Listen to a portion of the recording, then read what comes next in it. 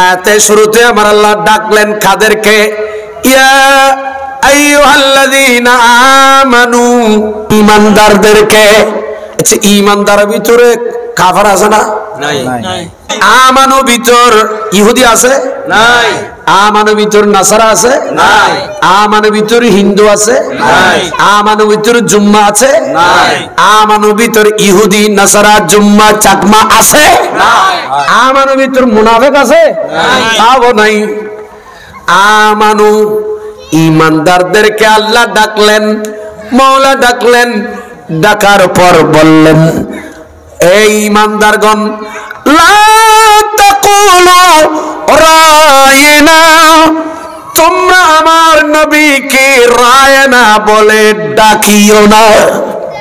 দুইটি অর্থ, একটা রায়না মানে সন, দ্বিতীয় অর্থ হচ্ছে রাইনা, কানাগরি টানি। এভাবে আমার নবীকে রাইনা বলে ডাকতো আরবের আবু জেহেল, আবু লাহাব, ইহুদি নাসারা কাফেরগণ রাখালকে রায়না বলে ডাকতো। আমার নবী, আমার রাসূলকে এরা রায়না বলে, নিকৃষ্ট শব্দ বলে আমার নবীকে কাফেররা যখন ডেকেছে, আমার আল্লাহ ডাক দিয়ে বলেন, ইয়া আইয়ুহাল্লাযীনা আমানু, হে ঈমানদারগণ, হে ঈমানদারগণ, লা তাকুলু, তোমরা ডাকিও না রায়না, আমার নবী কি রায়না বলে। এইরকম ছাগল চরানেওয়ালা, গরু চরানেওয়ালা বলে আমার নবী কি ডাকিও না। ওয়াকুলু, তোমরা ডাকো, ওয়াকুলু উনজুরনা, তোমরা আমার নবী কি বলবা, উনজুরনা ইয়া রাসূলুল্লাহ, নবী গো আপনি আমাদের দিকে একটু নজর করেন, একটু আমাদের দিকে ইলতিফাত করেন, একটু দেখেন ইয়া রাসূলুল্লাহ, একটু করে নজর দেন আমাদের দিকে, একটু মহব্বতের নজরে তাকান। এইভাবে বলার জন্য আমার আল্লাহ মুসলমানদের কি বলেছেন, রায়না বলে নবী কি রাখাল এবং গরু ছাগল চরানেওয়ালা বলেন না ডাকার জন্য আল্লাহ ঈমানদারদেরকে নিষেধ করেছে। আর এখন জনাব মাহফিল তাফসীর নাম দিয়ে আমার নবীকে কাওবয় বলে ডাকছে, রায়না বলে ডাকছে। বোঝা গেছে আল্লাহর কোরআনের আয়াত ফতোয়া দিচ্ছে, এরা ঈমানদার নয়। কারণ ঈমানদারদের কি নবী লা তাকুলু রায়না, এই ঈমানওয়ালা তোমরা নবী কি রাখাল রায়না, রাখাল রায়না কাওবয় বলে ডাকিও না। আল্লাহ ঈমানদারদেরকে ডাকতে নিষেধ করেছে এই শব্দ দিয়ে। আর যারা এখন ডাকতেছে আল্লাহর কোরআন থেকে ফতোয়া পেয়ে গেলাম, এরা ঈমানদার নয়, ঈমানদার নয়, এরা ঈমানদারের নামে মুনাফিক। মান ইস্তাহফা বিজানাবিহি সাল্লাল্লাহু তাআলা আলাইহি ওয়াসাল্লাম, আমার নবীর শানত খফিফ। মান ইস্তাহফা, আমার নবীর শানত খফিফ হবে হালকা, কেহ চুল পরিমাণও যদি গুস্তাখি করে, বেয়াদবি করেন, আমার আল্লাহ পাকের আমার নবীর এই শানে বেয়াদবি করলে ফতোয়া এসে গেছে, সে ওহুয়া মালুনুন, সে মালউন, সে কাফের। শুধু কাফের তাই নাম, ফতোয়ায়ে বাজ্জারের মধ্যে ফতোয়া আসছে, ফতোয়া আসছে তাতারখানিয়া ফতোয়ার কিতাব, সেখানে ফতোয়া আসছে এই ব্যক্তি আর মুসলমান থাকবে না, সে তার বিবি তালাক হয়ে যাবে, বউ তালাক হয়ে যাবে। কি তালাক হয়ে যাবে? বউ তালাক হয়ে যাবে। কারণ উগ্র কাফের আল্লাহ মুসলমান আল্লাহ সংসার ন চলে, অন ন চলে। নবীর সাথে বেয়াদবি করলে সাথে সাথে ঈমান থেকে ক্যান্সেল, সে কাফের হয়ে যাবে, বিবি তালাক হয়ে যাবে। এরপরের ফতোয়া কি? এরপরের ফতোয়া হচ্ছে এই ব্যক্তিকে মুসলমানের কবরস্থানে দাফন করা যাবে না। এই ব্যক্তি মারা গেলে তা কি গরু ছাগল যেভাবে খালে বিলে গর্তে ফেলে দেওয়া হয়, এই ব্যক্তি কি এইভাবে গরু ছাগলের মতো কোথাও ফেলে দিতে হবে? এটাই হচ্ছে ফতোয়া, এটাই হচ্ছে ইসলাম। আরে যদি উদাহরণ দিয়ে আমি বলি, বুখারীর হাদিস, আমার রাসূল একটা যুদ্ধের গনিমতের মাল আমার নবী বন্টন করছেন। গনিমত কাকে বলে? গনিমত বলা হয় মুসলমানের সাথে কাফেরদের যুদ্ধ হলে ওই যুদ্ধের ময়দানে কাফেররা যা ফেলে চলে যাবে, তরবারি, কড়া, মাল সামান, এইভাবে তাদের গোলাম বাঁধি যে সামান ফেলে যাবে, ওই সামানগুলো মুসলমানরা নিয়ে ফেলবে, আর এই মালগুলাকে গনিমতের মাল বলা হয়। সুবহানাল্লাহ বলেন না?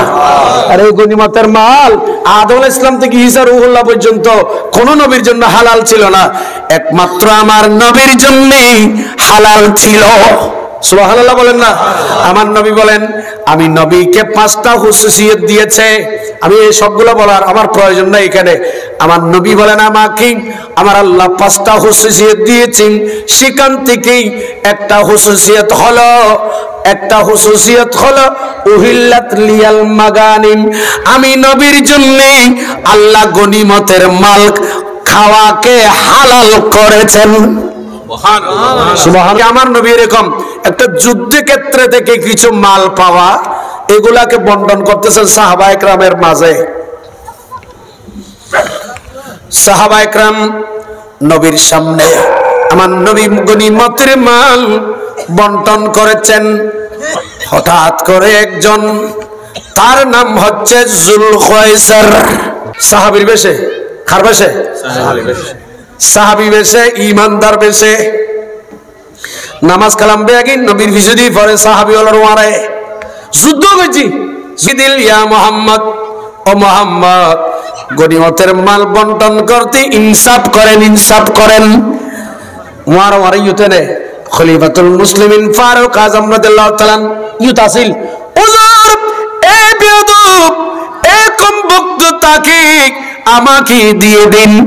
হুজুর আমি আমার এই তরবারি দিয়ে তার গর্দান এই মুহূর্তে উড়িয়ে দেব, এই মুহূর্তে আমি তাকে হত্যা করে জাহান্নামে পৌঁছিয়ে দেব।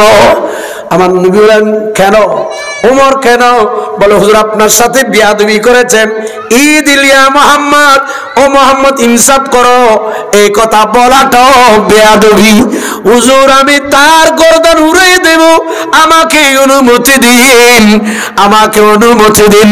খোদার কসম ওয়াল্লাহি বিল কাবা, আল্লাহর কাবার শপথ করে বলতেছি, এই মুহূর্তে যদি বাংলাদেশে যদি ইসলামী হুকুমত থাকতো, এই মুহূর্তে যদি ফারুক আজমের আদালত যদি থাকতো, তাহলে এই কমবক্ত বেয়াদব যে আমার নবীকে কাউবয় বলেছে, নবীর নূরানি জিসিমকে বলে আমার নবীকে কটাক্ষ করেছেন, আমার নবী নাকি আলিফ বা তাসা পড়তে জানতেন না, আনপড় ছিল, এই বলে বেয়াদবি করছে। ফারুক আজমের জামানা যদি থাকতো, খোদার কসম তাকে মানুষের সামনে ফারুক আজম হত্যা করে ফেলতেন। মেরাজে যাই আল্লাহর হাবিবি নবী কামলিওয়ালা, ইয়া রাসূলুল্লাহ ইয়া হাবিবাল্লাহ, ইয়া রাসূলুল্লাহ ইয়া হাবিবাল্লাহ। গুপ্ত কথা প্রকাশিতে মওলা নিয়ে গেলেন আরশ পাকে, গভীর রাতে পোড়াকে চলে আরশ মোয়াল্লা, ইয়া রাসূলুল্লাহ ইয়া হাবিবাল্লাহ, ইয়া রাসূলুল্লাহ ইয়া হাবিবাল্লাহ। সিদরাতুল মুনতাহা চড়ে রফরফে হলেন সাওয়ারি, ঠিক না? নবী সিদরাতুল মুনতাহা চড়ে রফরফে হলেন সাওয়ারি, পিছে পিছে ফিরছিলেন আগে কামলিওয়ালা, ঠিক না? পিছে से पीछे पीर जिलानी आगे कमली वाला या रसूल अल्लाह या हबीब अल्लाह या रसूल अल्लाह या हबीब अल्लाह।